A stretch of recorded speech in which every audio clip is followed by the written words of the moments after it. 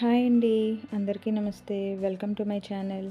ఈరోజైతే మన ఛానల్లో టేస్టీగా మామిడికాయతో చేపల పులుసు అయితే ఎలా ప్రిపేర్ చేసుకోవాలో నేను చేసి చూపిస్తానండి. దీన్నే నెల్లూరు స్టైల్ చేపల పులుసు అని కూడా అంటారు. ఇదైతే చేసుకోవడం చాలా ఈజీ, టేస్ట్ కూడా చాలా బాగుంటుందండి.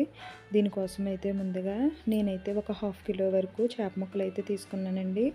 వీటిని నీట్గా సాల్ట్ అలాగే పసుపు వేసుకొని నీట్గా వాష్ చేసుకున్న తర్వాత ఉప్పు, పసుపు, కారం అయితే వేసుకొని మ్యారినేట్ చేసుకొని అయితే పక్కన పెట్టుకుందామండి.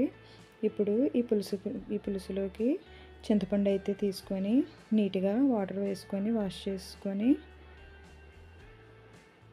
ఒక 2-3 టైమ్స్ ఇప్పుడు దానిలోకి సరిపడా వాటర్ అయితే వేసుకొని కొంతసేపు నానబెట్టుకొని పక్కన పెట్టుకుందామండి. ఇప్పుడు ఈ చేపల పులుసులోకి నేనైతే మీడియం సైజులోవి ఒక 4 ఉల్లిపాయలు అయితే తీసుకున్నానండి.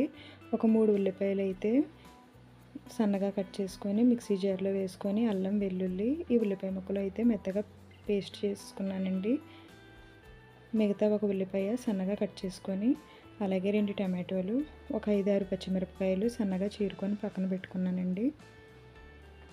ఇప్పుడైతే ఈ చేపల పులుసు కోసం స్టవ్ మీద ఒక మందపాటి గిన్నెని పెట్టుకొని ఒక 3 టేబుల్ స్పూన్స్ వరకు ఆయిల్ అయితే వేసుకుందామండి. ఈ ఆయిల్ హీట్ అయిన తర్వాత దీనిలోకి 1/4 టీ స్పూన్ మెంతులు అలాగే 1/4 టీ స్పూన్ ఆవాలు వేసుకొని వీటిని దోరగా వేయించుకుందామండి. ఇవి వేగిన తర్వాత దీనిలోకి మనం కట్ చేసి పెట్టుకున్న పచ్చిమిరపకాయలు అయితే వేసుకుందామండి. ఈ పచ్చిమిరపకాయలు వేగేటప్పుడు దీనిలోకి ఒక 2 రెమ్మల కరివేపాకు వేసుకుందామండి. ఇవన్నీ బాగా వేగిన తర్వాత మనం సన్నగా కట్ చేసుకున్న ఒక ఉల్లిపాయని దీనిలో వేసుకొని దీన్ని ఒక 50% వరకు బాగా వేయించుకుందామండి.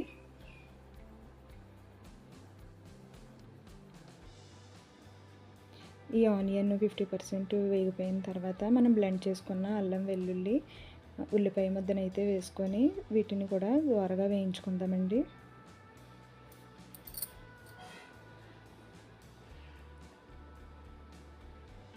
ఇవి ఇలా వేగేటప్పుడు కొంతసేపు మూత పెట్టుకొని ఒక 5 మినిట్స్ వరకు వీటిని బాగా మగ్గించుకున్న తర్వాత గోల్డెన్ బ్రౌన్ కలర్లోకి వచ్చిన తర్వాత దీనిలోకి మనం కట్ చేసి పెట్టుకున్న 2 టమాటోలని మెత్తగా పేస్ట్ చేసుకొని అయితే దీనిలో వేసుకుందామండి.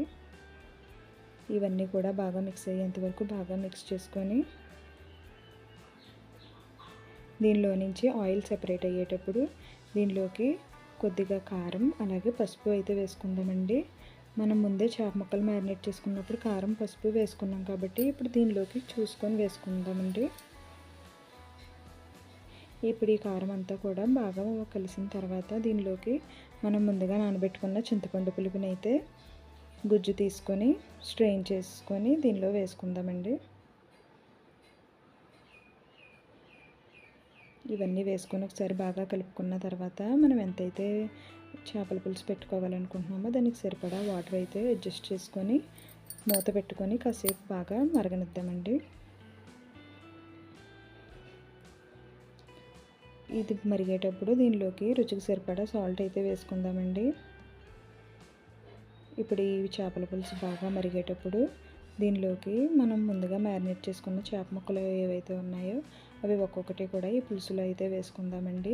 ఈ ముక్కలు వేసుకున్న తర్వాత స్టవ్ సిమ్లో అయితే పెట్టుకుంటే ముక్కలు అయితే విడిపోవండి. ఈ చేప ముక్కలు పెట్టగానే కదిపేసుకోకూడదండి. కదిపితే ముక్కలు స్మాష్ అయిపోతాయండి. స్లోగా కలుపుకుంటే బాగుంటుంది.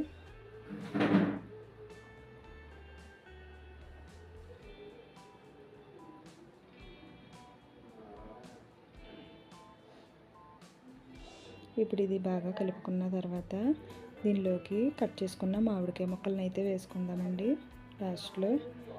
ఇప్పుడైతే మూత పెట్టుకొని ఈ పులుసుని అయితే బాగా మరిగించుకుందామండి. ఈ పులుసు ఇలా మరిగేటప్పుడు దీనిలోకి లాస్ట్లో మెంతులు, ఆవాలు, జీలకర్ర దోరగా వేయించుకున్న పౌడర్ అయితే వేసుకుందామండి. దీనివల్ల అయితే పులుసుకి మంచి ఫ్లేవర్ అయితే వస్తుందండి. టేస్ట్ చాలా బాగుంటుంది.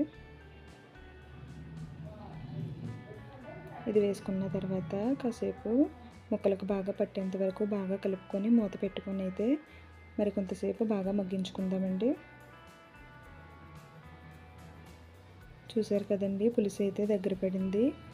ఇలాగ పులుసు దగ్గర పడిన తర్వాత ఆయిల్ పైకి తేలేటప్పుడు మనం స్టవ్ ఆఫ్ చేసుకుంటే సరిపోతుందండి. అంతేనండి, ఇది చేసుకోవడం చాలా ఈజీ. దీన్ని వేడి వేడి అన్నంలోకి సర్వ్ చేసుకొని తింటే దీని టేస్ట్ అయితే చాలా బాగుంటుంది.